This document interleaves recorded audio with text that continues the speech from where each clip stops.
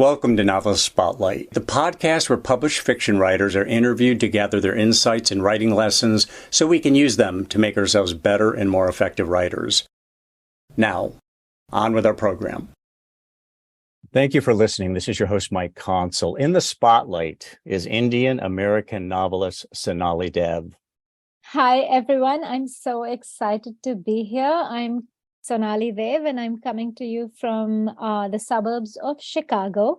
And my ninth novel, The Vibrant Years, just came out, and it launches Mindy Kaling's publishing imprint, Mindy's Book Studio. So a lot of fun stuff has been happening, and I can't wait to share it with all of you. And as Sonali has said, her imprint, Mindy Kaling's got a new book imprint, Mindy's Book Studio, it's called. This is done in collaboration. And Sonali, you correct me along the way here if I get anything wrong here, but she's doing this in collaboration with Amazon. And you can think in terms of some of the other celebrities who have basically book clubs, or they promote books, or they have a label, such as Oprah Winfrey or Reese Witherspoon and so on. There's actually quite a few of them out there right now. But Mindy Kaling is really looking to, in fact, I'm going to quote from her. She says, "Throughout my career, I've been labeled as sort of unusual and an outlier for someone from my background. What I'm finding more and more is that I'm not that unusual, and there's tons of women of color who are interested in comedy and write these incredibly funny books. And I just want to help people get to see them." And again, that's Mindy Kaling, famous from The Office and then the Mindy Project, her own TV show. She's been in movies. She's very successful, very famous. Sonali, how did your book come to her attention, or how did you meet Mindy? Do you know her personally, or how did she end up saying, "Hey, your new book, I'd like to have it on my imprint and back it in some way"? So I think it's one of those things, like we say, preparation meeting opportunity. So we have both been doing what we do for a while, which is, tell stories. And I think one of the most special things for me about this collaboration and about The Vibrant Years being the book to launch Mindy's Book Studio is the fact that, unlike the other celebrities, Mindy is first and foremost a writer. So she was a writer on The Office. She has written, of course, the Mindy Project. She's part of the creators of Sex Life of College Girls, which is an absolutely fabulous show on HBO right now. So to me, I have always been a huge fan of her writing and what she has done for creators of color, for storytellers of color, is she has changed the game for us. She has changed the landscape. She has made our stories, you use the word accessible, she has made our stories reach a lot of people who thought they didn't need our voices and our stories in their life. So when I started writing and when I was trying to get published, there was basically this general sense, and this was about a decade ago, there was this general sense that there was no need or place for stories told by people of color and women of color, voices that were different from what already existed on the shelves. So I came into that, and over the past 10 years, a lot has changed. And I think Mindy is a large part of that. A lot of creatives who have been doing, tirelessly working are a part of that. So that was the most special part of this for me. In terms of how we came together, no, we didn't know each other, although in my head, I feel like I do, like all of us feel like we know people whose work we consume and enjoy. But Mindy was getting into publishing. So how this is different, I think, from book clubs is the fact that this is an actual publishing imprint. So she is the one who acquires, or her company, Mindy's Book Studio, is the one who acquires the stories, publishes them, all of that. And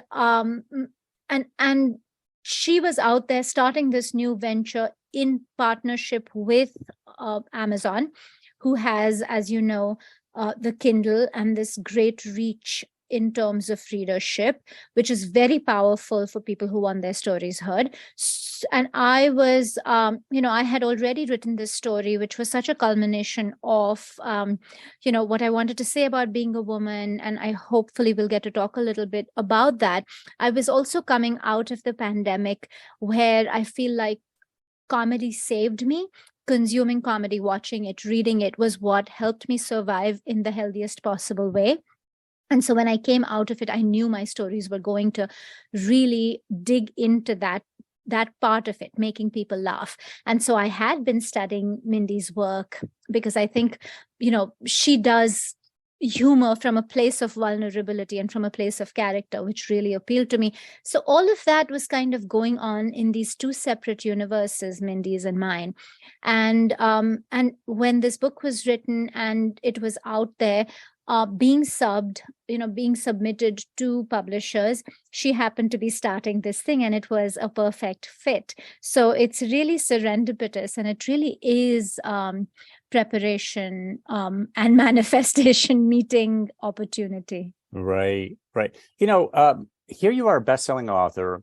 You're American Indian, or Indian American, I should say it the other way around, not to confuse you with the indigenous people of the Americas. But it's already been established that there is a huge audience in this country for India-based storylines. I'm thinking in terms of Slumdog Millionaire, which brought big audiences out, won the Best Picture of the year, I do believe. And the people in those theaters were not all Indians. There was lots of white people and people of all kinds of different colors. So I'm thinking in terms of, here you are writing comedic romance novels. I'm assuming that your books are also translated into Hindi, and that you may be very popular in India as well, which is a huge, a 1.3 or 4 billion person country. Is that the case? Are you very well read in India, or is your audience really strictly the Americas? So there's a lot going on with your question, and I'll start with addressing. First, the easiest thing to address is a lot of the readership in India is English, because of colonization. A large population of the country studies in the medium of education is English, and so the medium of communication in terms of how books are consumed is often English. So my books are sold in English in India. They're the Indian version of it. And the other piece of it is that my narrative and my stories, my perspective is obviously very is as much American as it is Indian, in as much as the hyphenated identities exist. And a lot of what my stories dig into is that act of making home in a new place, of really owning your home, and what that journey is, and going back to Slumdog Millionaire for decades now, ever since probably the first Indian story. That some of the first were even, I think, Mississippi Masala, which was a Meera Nair film back in the 80s. So this this idea that it's already part of the mainstream is actually not true, because if we were to dig into the past few decades, we would find very few examples, and most of those are narratives of pain. Like Slumdog Millionaire is, what a terrible term to use for it is poverty porn, right? Mm-hmm. And brown pain, and a lot of fiction that we have seen in the past century, if it's even seen at all, has been about pain. And I think that is an easier narrative to consume, because that's all that's been available for the Western reader and the Western consumer.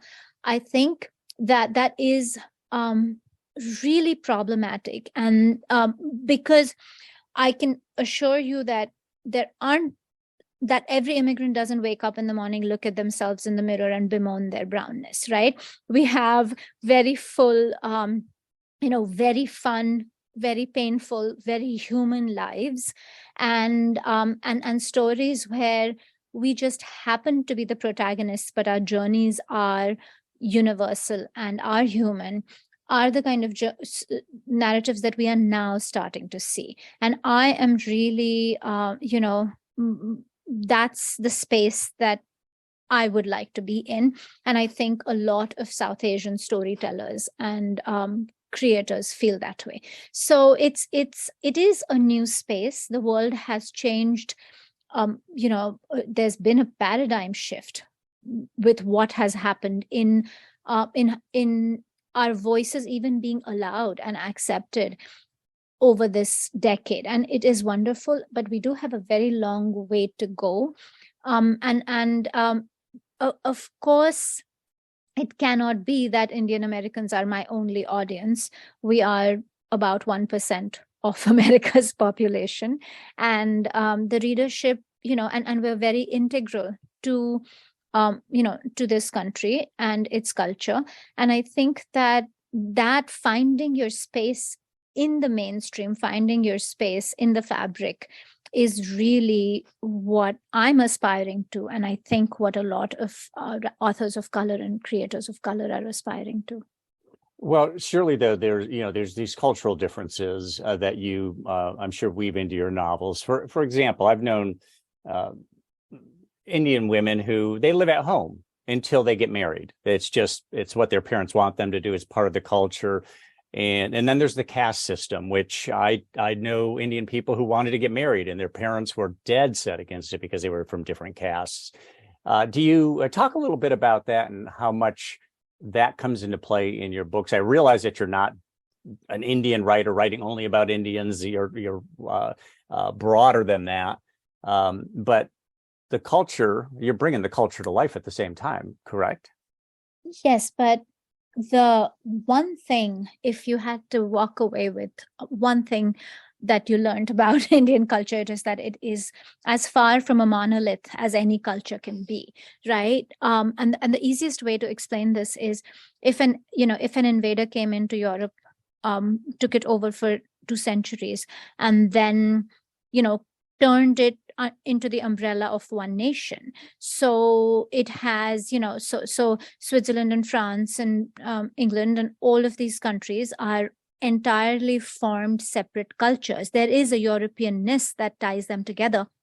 But each culture is fully formed with a full, even if with a full literary tradition, but even basic things like language and dress and food and all of it is different. And India is like that. It is 100 cultures within one nation. So generalization is an incredibly hard thing to do. So taking one story or one Indian person you've met and extrapolating it is even more fraught with potholes than I think doing that for, say, an American person, right? If you meet someone from New York, to think, oh, their story, their voice, everything is going to be really different from someone from Texas, or Florida. Take that and multiply it 100 times. Bring into it different culture, different religions, sub-religions, urban versus rural, anglicized versus not. There is just no, and also, speaking a different language at home, eating different food at home, having different kinds of relationships. There's just too many metrics in there to generalize it under, one thing, or for me to speak to all of Indian culture. So I think specificity in fiction is, again, what makes it real. Because if I have walked, in the shoes of a winemaker in New England, then the specificness of the place, of that piece of American culture, is really what makes my journey meaningful through the consumption of one story. And if you have read, for instance, if you read The Vibrant Years, it is very specific to one piece of Indian culture. The family is originally from Goa, which was under Portuguese rule for until the 60s, which is a very specific kind of cultural mixing, because it's kind of the seat of Catholicism, but also a lot of the Goan, Maharashtrian or Konkani culture exists there. And this family is, the daughter-in-law is a Goan Catholic who is born and raised in, West Palm Beach, Florida. And the mother-in-law, who is the main character, is someone who is, Maharashtrian Goan and moved here in her 40s. And so that's a very specific kind of culture. And what I can say in terms of that story is speak to that culture, showcase that culture, but again, only from the perspective of this one person and her experiences. Yeah, it's a microcosm. So the Vibrant Years, which is coming out, is it out, or is it's still it's very much out. It's very much out. You can buy it. Yes, buy it everywhere books are sold. Yes. So what Sonali's talking about, she's got a 65-year-old protagonist named Bindu. She inherits $1 million. She's astounded and horrified when she gets this money, and the windfall threatens to expose a shameful mistake from her youth. And she's desperate to keep the secret. And Bindu quickly spends that money on something unexpected, a condo in a posh retirement community in Florida. You said West Palm Beach specifically is no. Where she goes? The story is, that's where Alicia is born and raised, but the story takes place in Naples, Florida. And Naples, okay, beautiful Naples, yes. You have written. I mean, I look at you, Sonali, and I see a young woman who's written a lot of books. I mean, this is did you say number 9 or number 10? So this is my 9th full-length novel, but it is my 11th story because I have 2 shorter novellas / short stories. So you're very productive. Talk about your routine. How often do you write? When do you write? Is there a certain time of day that you always make sure to write? Is there a certain venue that you like to be in when you write, a writing room or whatever? Talk about the methodology you use for producing your work.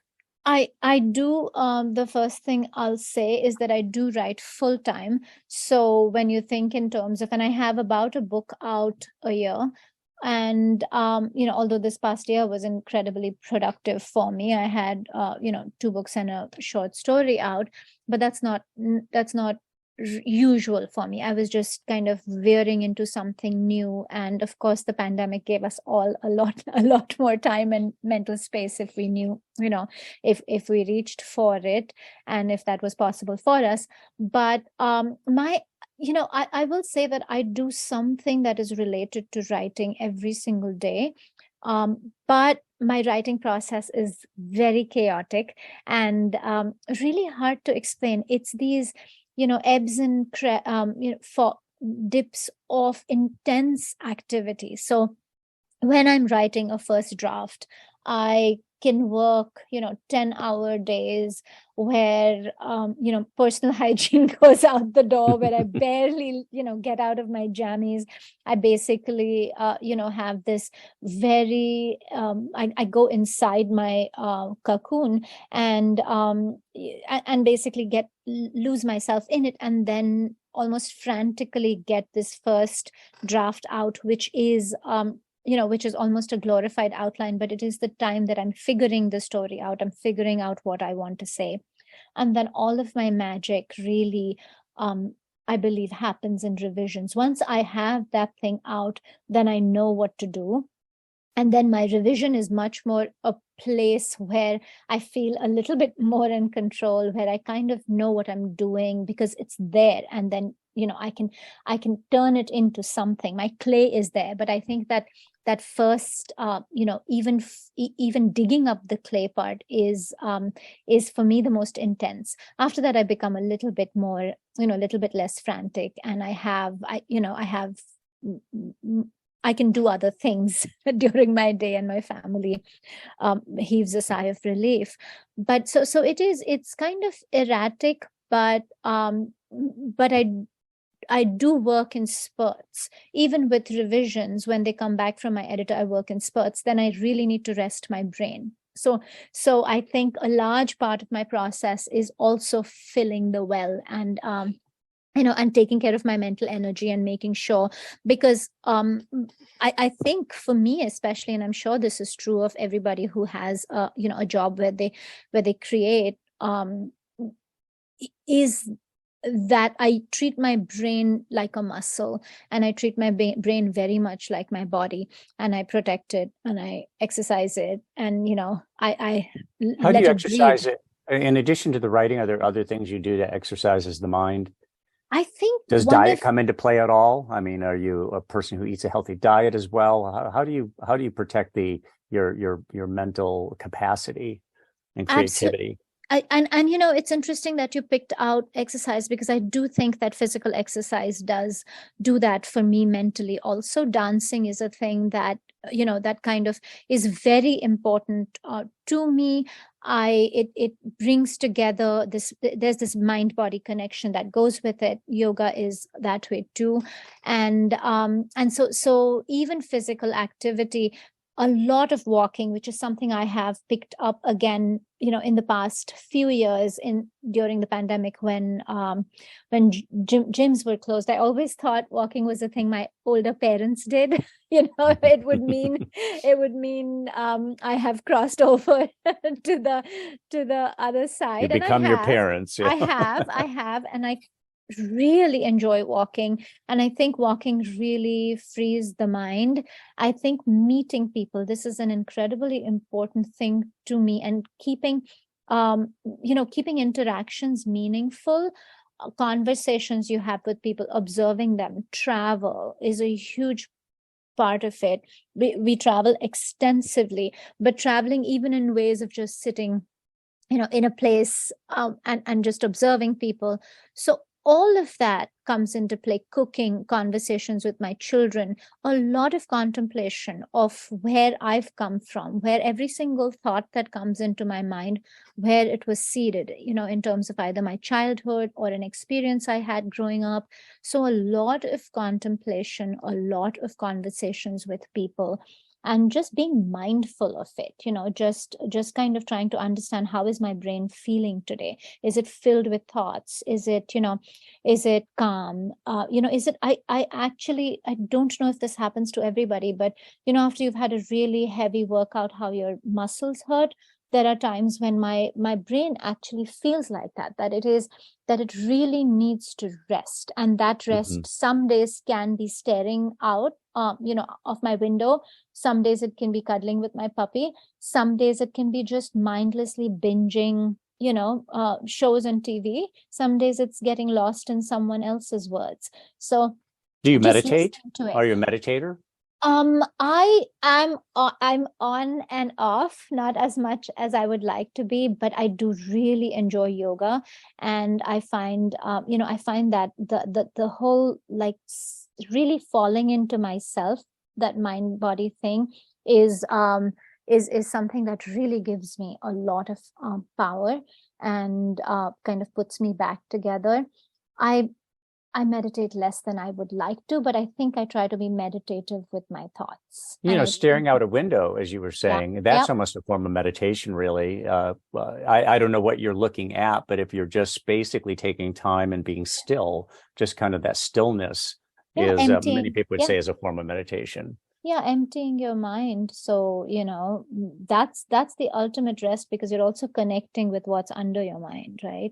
That energy that's you, what, however you describe it, but just connecting with that. That I try to, you know, that I try to do through the day, as often as I can. So, what influences your writing? You're doing romance, you're doing comedy. There's culture in there, but what kind of things have happened in your life, or that you're interested in, that are some of the inputs of your writing? I think my, you know, intrinsic exploration, or the intrinsic journey that I am trying to figure out, is, you know, is the feminine journey. So it is this experience of being a woman in the world today. Because you know, I don't know a single woman, no matter what culture, you know, she's from, or age she is, who doesn't feel like she walks this tightrope between expectation, between everything she's been taught, all the conditioning that starts to fall on our head from the day we're born, and personal freedom, right? And what that even means, because so much of our identity from the day we're born is based in, you know, in how in motherhood and being a wife and being a daughter and how we look and making a home, domesticity. Even today, those are things that even women who have chosen to deal with it, they've had to deal with it. So even today, we're not free of that.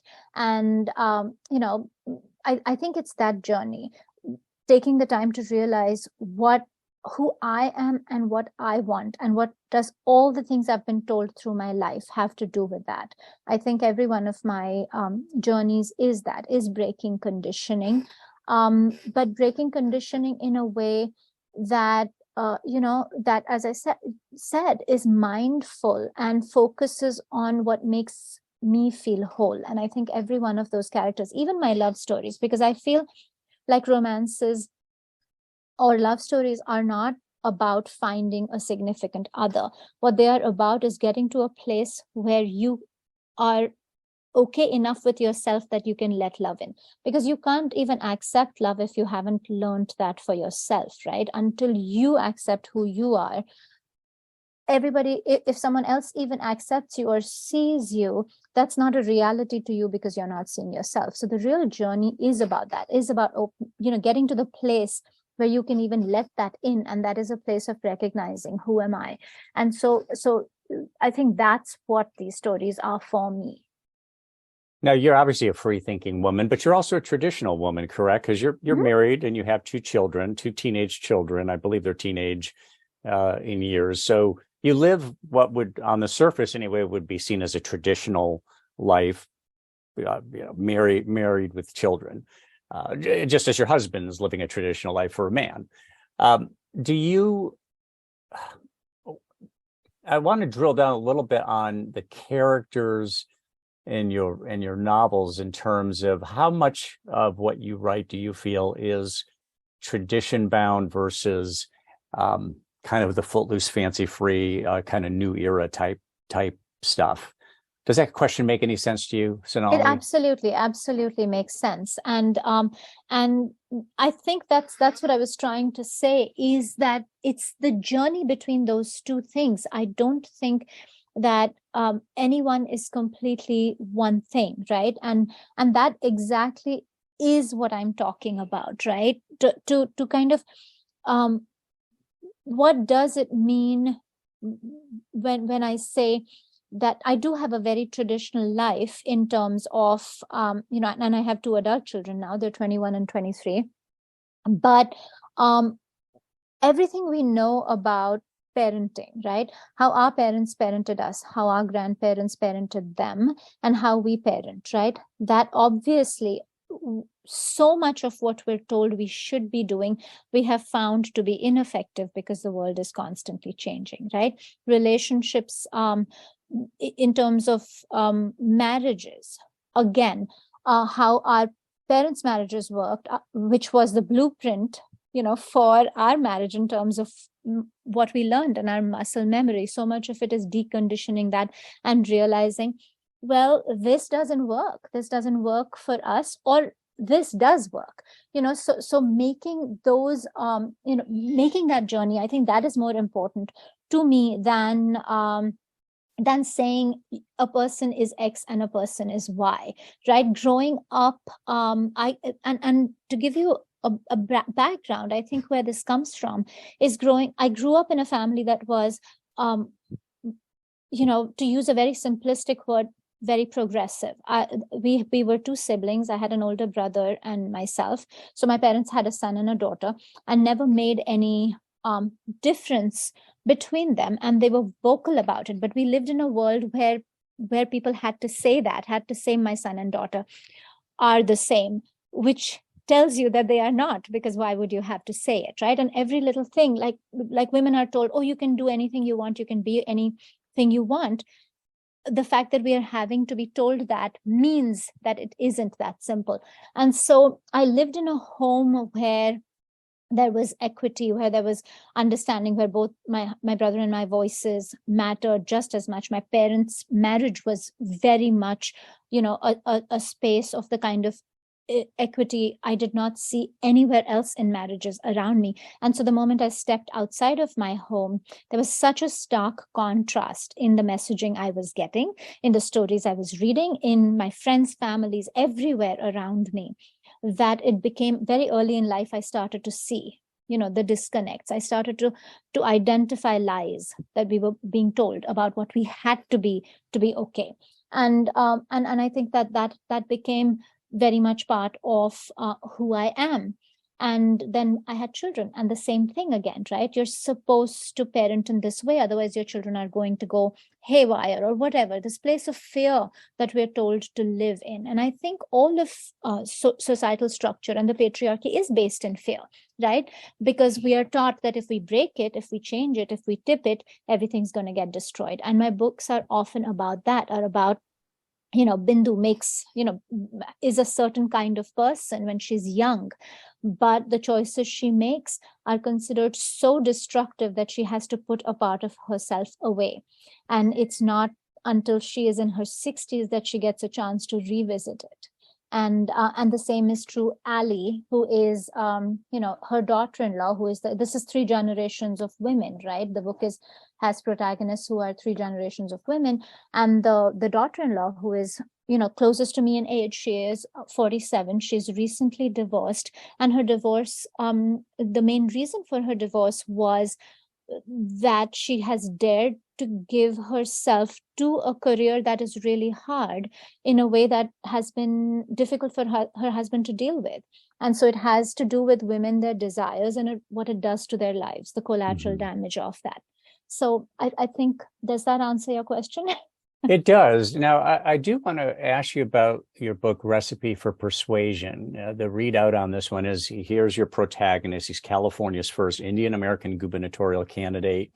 Has always known exactly what he wants and how to use his privileged background to get it. He attributes his success to a simple mantra, which is control your feelings and you can control the world. But when a hate crime at a rally critically injures a friend, his easy life suddenly feels like a lie. His control seems to have been an illusion. And when he tries to get back on the campaign trail, he blacks out with panic. That's a heavy theme. You're a romance and comedic writer, but that's a very heavy theme. Are people going to come away from that book with does that book fit the mold where there's romance and comedy in there, or is that one a little bit more downcast because of the gravitas of the subject matter? So first, that book is In Sense and Sensibility, not Recipe for Persuasion. Oh, I got the title wrong there? Yeah. Oh, I see. Okay, I just see. All right, yes. Which is totally fine. Which is totally fine. Yes. So my books are, even the ones that are laugh out loud funny, like The Vibrant Tears, are definitely the basis, is always societal messaging, and the trauma it causes at worst, or the hardships it causes. And Yash's life. So I wrote a series of 4 novels, which were homages to my 4 favorite Jane Austen novels. And they are set in this politically ambitious Indian American family in the Bay Area that's descended from Indian royalty. And so I was kind of, trying to do 2 things. And their oldest son is Yash, who is running for California governor. And I think the journey of this family is I wanted to probe a little bit and explore a little bit what brown privilege looks like in the world we live in. And the other thing was the immigration. We kind of dial down into it from a place of individual angst, right? But the journey of immigrating to a place, leaving the comfort of your home and going somewhere else, it is I say this to my brother still my brother lives in India and I live here, and we both have really fabulous lives. And I always say that I'm a nomad and he's a tree. And I feel like all humans are kind of divided into those two things. Mm-hmm. So, either you're rooted or you just have this sense of adventure to see what else is out there. Right. And so it's just two different kinds of people. So any immigrant to leave there, whether it is from a place of trauma and it's, you're a refugee, or it is from a place of seeking adventure and a better life, you just have to be a different kind of person to do it. Because nobody who doesn't have that that gene, if you will, of not caring if everything will blow up for what they seek, that's kind of the heart of every person who leaves their comfort zone. And so immigrant stories at their heart, when they are sad, that I feel like as a lens doesn't work for me, because as a lens it is a person who intrinsically is okay with change, who is intrinsically seeking it, even if they're even if externally they haven't made that journey yet. And then with this particular series of books, I was looking at what it looks like when you immigrate, when you make a new place your home. It's a ladder, right? You take one step closer to really owning it. And I think the ultimate step to owning your new home is political power, where you are saying, I will now be part of decisions that are made. I will be part of the decision-making process and the governance of this place. And so political power feels like the last kind of one of the latter steps in this journey. And so this family is already coming from a place of generational power, but complicated generational power with the whole history of colonization and princely states or kingdoms. And here they are saying, we now seek political power in this new place. And so the family's journey includes Yash's gubernatorial run, and then they hope for even more after that. And so yes, I mean, is the story is not laugh out loud. It deals with starts with a hate crime, but it is really about healing, and it's about placing your own ambitions and wants in the context of those of the people around you, because he is carrying a lot of dreams for a lot of people. And that is also his dream, but he has put away large parts of himself and a before. burden. And a burden when you carry people's dreams, It is. He blacks out. I'm wondering if that stress, the stress of understanding just how much is at stake. Well, in the hate crime alone would make somebody very, aware that, I could easily be a target. This is really ugly stuff. And but at the same time, I'm carrying all these people's dreams, and that's a tremendous amount of pressure. Right. And he is a person, as often people in that situation are, where every time something's in his way, including past trauma, he has simply buried it because he has no time for it.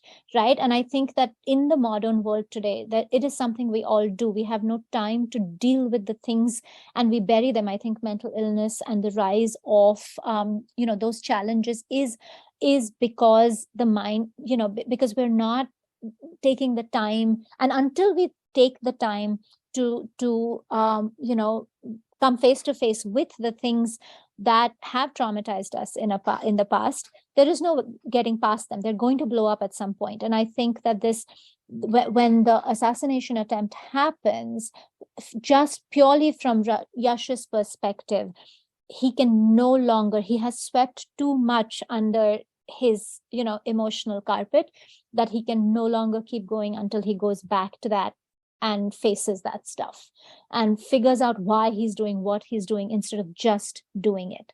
Right. And there are a lot of, I don't know how many people are aware of this, but there's a lot of celebrities out there who suffer from anxiety, kind of this blackout sort of thing, or this tremendous anxiety. They've built a career. A lot of people don't realize how much effort has to go into building a career to get where you're at. But then it's not just getting where you're at, to maintain it.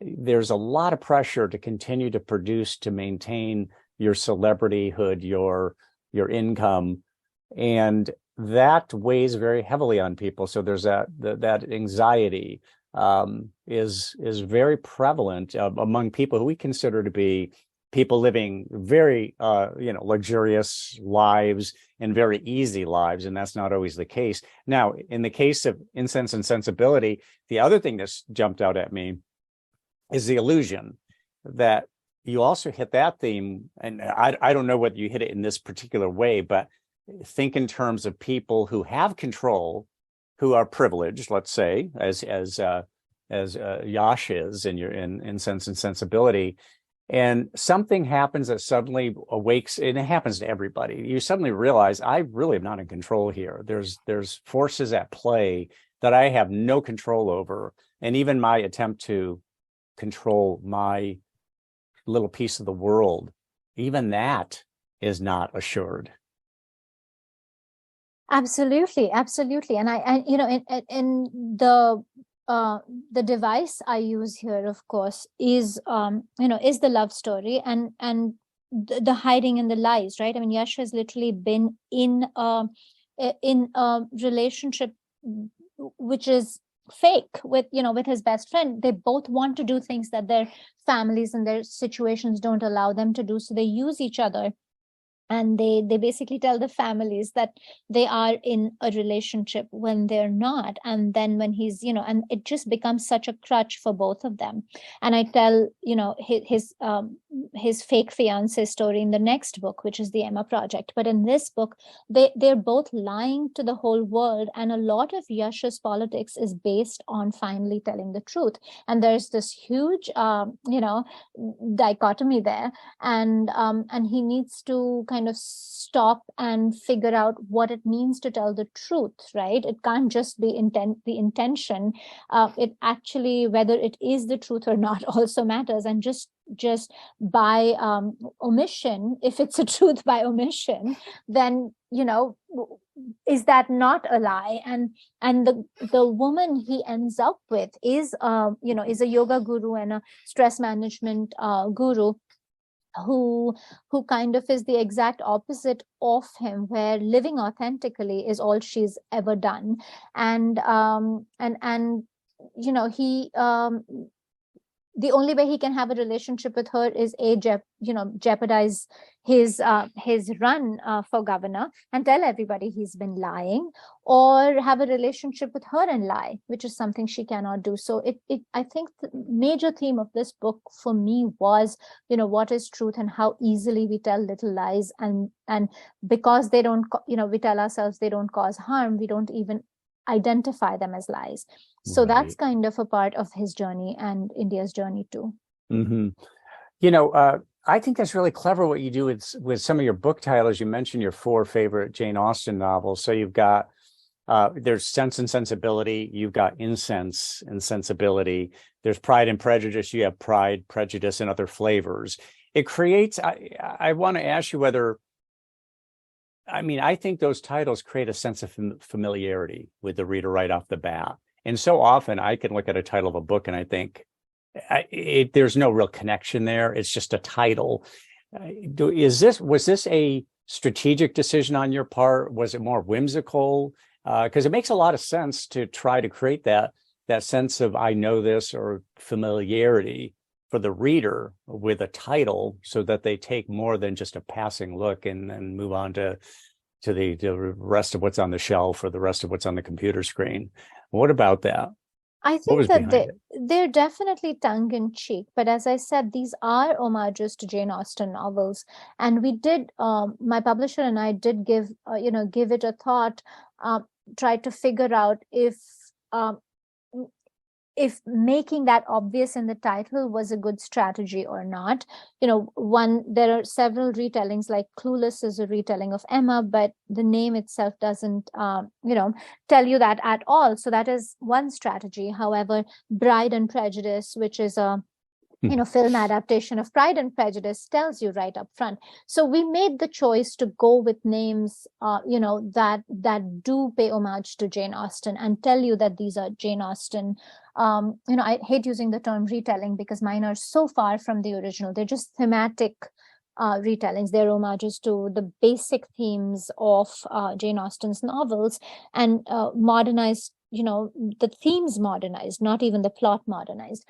So we did, once we had made the choice with the first one that we were going to stick with titles, then it was then it was a question of finding a title that was meaningful to my story and still paid, not gave a nod to the original. And Pride, Prejudice, and Other Flavors is kind of a gender swapped Pride and Prejudice with Lizzie Bennet is a male chef, and so that there's a lot of the themes are very heavily food based. There's a lot of connection between characters through food. The second one is set on a recipe for persuasion, but it is set on a Food Network game show.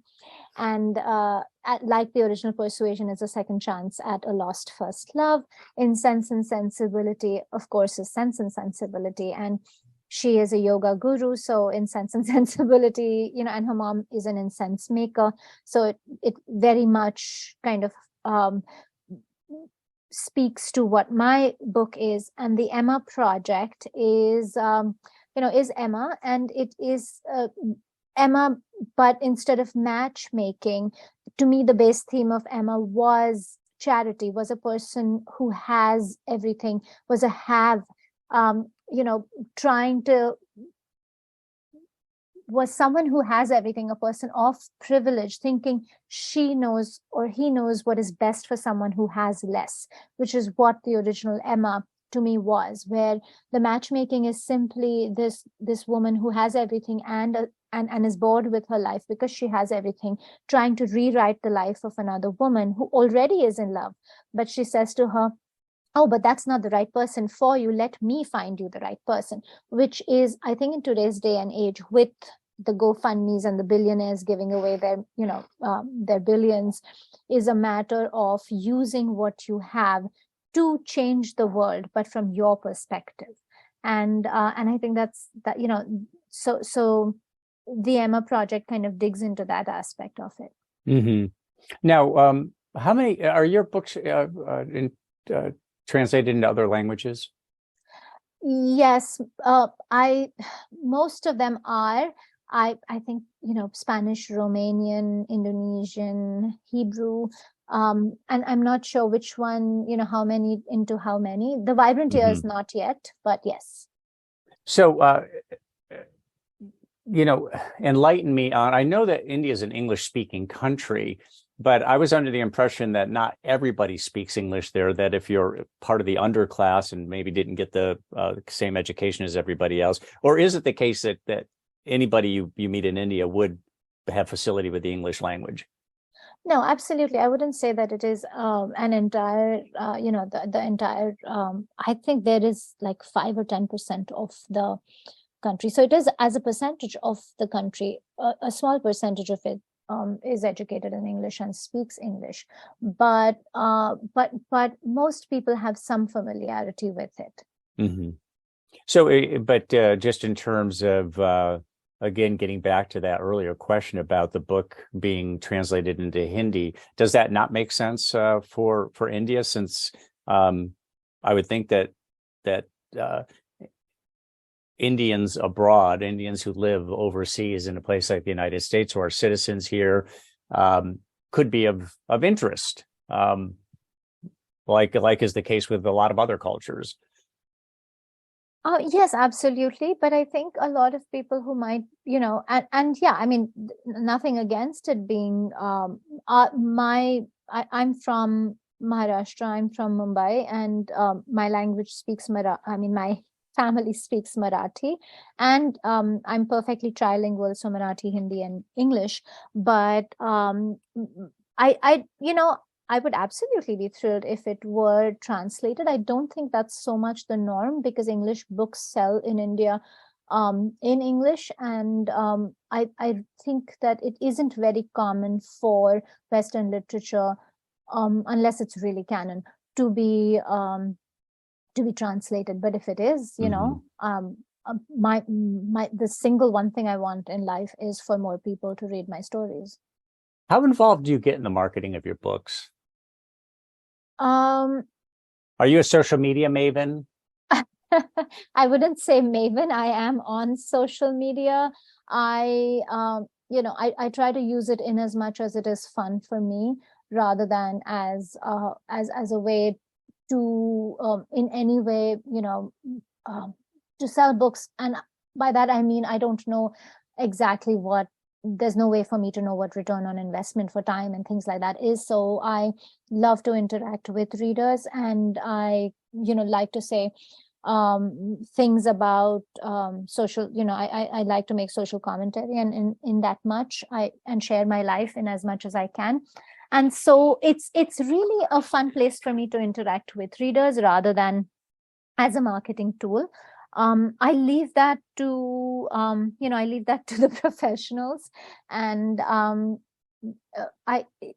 marketing, who knows? I mean, if anyone can tell you exactly what works and what doesn't, I would like to know, but I don't think there is any real way to know. My take on the matter is I know how to write books, and so long as I write really good books, then someone will know how to market them. Are you working on your next one already? Absolutely. I'm in the throes of it. It is Can you tell us a little about it? Um, I can tell you very little about it, and that is that it is the story of a very close friendship that broke up 27 years ago, because of a surrogacy arrangement that went wrong. And now, 27 years later, something has kind of thrown everything open, and they're having to revisit this friendship that they put away that used to be, almost like a soulmate connection. Uh-huh. Interesting. So, one of the exciting things going on that I didn't mention with your association now with Mindy Kaling is that she has the first option to develop books that that are on her imprint, that bear her imprint, into feature films. And now, a lot of books get optioned and so on and never made, but it's got to be pretty exciting to know that she thinks in those terms, and might be an opportunity there. So, is your next book going to be a Mindy Kaling on her imprint, or like going forward, is the expectation that it will be the same imprint, or could it be jumping around other imprints? At this point, we're just going to have to stay tuned, because I'm not, I all of that stuff is still being worked out. But I am excited, and stay tuned is all I can say. Well, congratulations on your success. You obviously have done a terrific job at building a career. It sounds like also have fun doing what you do, the romance, the laughter, but at the same time, as we talked about, you don't skirt major themes or heavy themes. Before we wrap up, I just wanted to say, is there anything you wanted to add, or anything about Sonali Dev that people would be surprised to know? I first thank you so much for having me, and and for seeing with such wisdom what I'm trying to do, because that's exactly what I'm trying to do. I think everything you need to know about Sonali Dev is in her books, or anything that matters, because I do, I do leave it all, or try my best to leave it all on the page. And my books come from a place of what I want to say, and what I think, I want people to hear.